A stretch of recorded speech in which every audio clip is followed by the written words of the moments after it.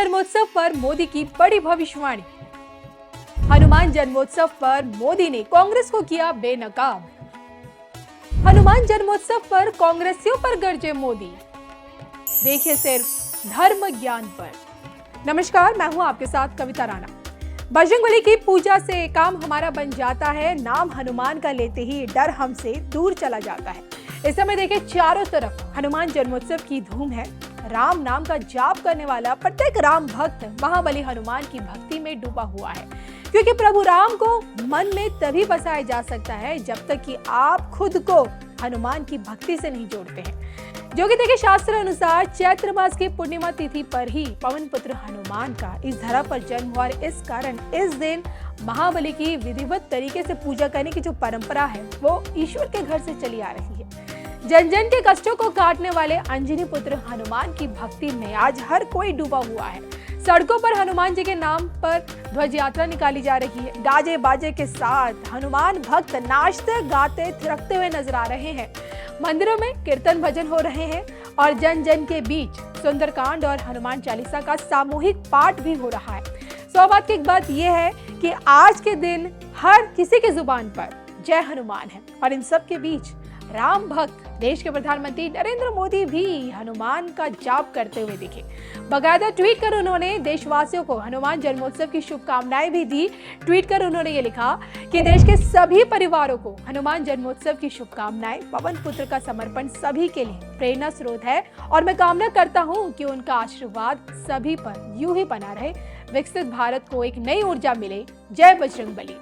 अब जो कि देखिए चुनावी मौसम है, तो इस कारण पीएम मोदी इस बार खुद को कांग्रेसियों का काला चिट्टा खोलने से रोक नहीं पाए। जी हाँ, हनुमान जन्मोत्सव पर पीएम मोदी ने कांग्रेस का पर्दाफाश करते हुए इस बात का खुलासा किया कि राम का न्योता ठुकराने वाली कांग्रेस की सरकार में आज की डेट में हनुमान चालीसा सुनना भी गुनाह बन जाता है। देखिए उन्होंने कांग्रेस पर प्रहार करते हुए वो भी हनुमान जन्मोत्सव के मौके पर क्या कुछ कहा, सुनिए। साथियों,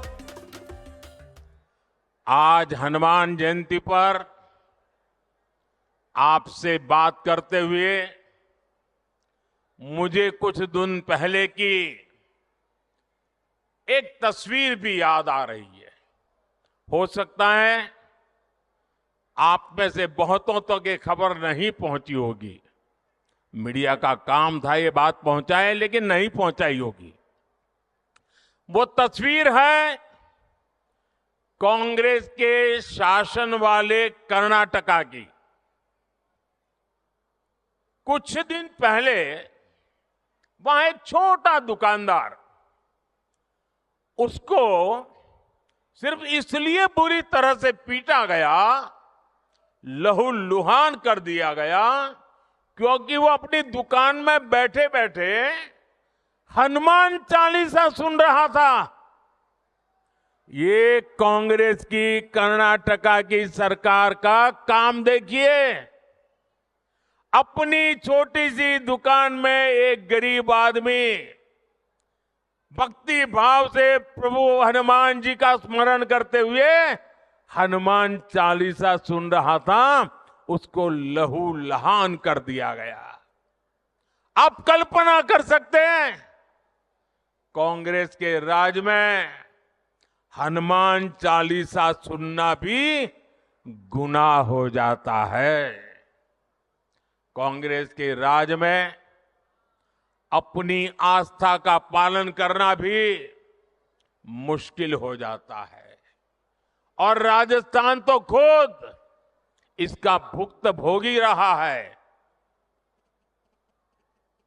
अब सीधी सीधी बात है, जब उनके पार्टी, उनके सारे नेता प्रभु राम का मंदिर बने, प्रभु राम का प्राण प्रतिष्ठा का अवसर हो, मंदिर के लोग जाके रूबरू में आने के लिए निमंत्रण दे, सम्मान पूर्वक निमंत्रण दे और पब्लिकली उस निमंत्रण को ठुकरा दिया जाए,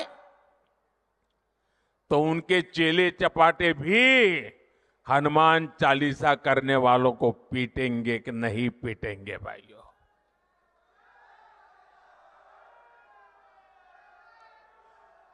कुछ दिन पहले ही रामनवमी बीती है।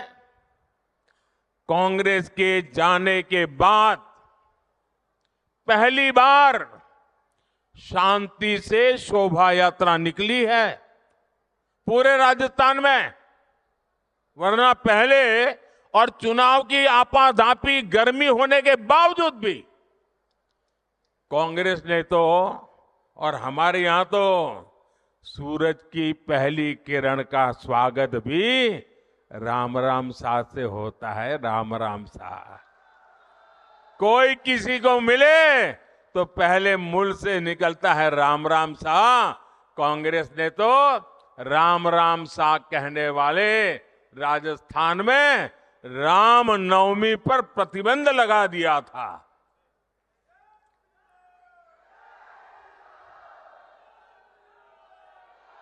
और हमारे किरोड़ी लाल ऐसे हर मुद्दे पर लड़ाई लड़ते थे। कांग्रेस ने शोभा यात्रा पर पत्थरबाजी करने वालों को सरकारी संरक्षण दिया था। इसी कांग्रेस पार्टी ने तुष्टीकरण के लिए मालपुरा, करौली, छबड़ा, टोंक, जोधपुर को दंगों की आग में झोंक दिया था। झोंक दिया था कि नहीं झोंक दिया था? झोंक दिया था कि नहीं झोंक दिया था? क्या ऐसे लोगों को माफ करोगे?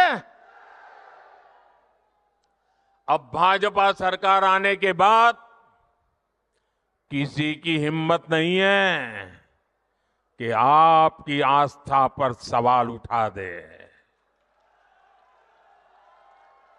अब आप चैन से हनुमान चालीसा भी गाएंगे और राम नवमी भी मनाएंगे। ये भाजपा की गारंटी है।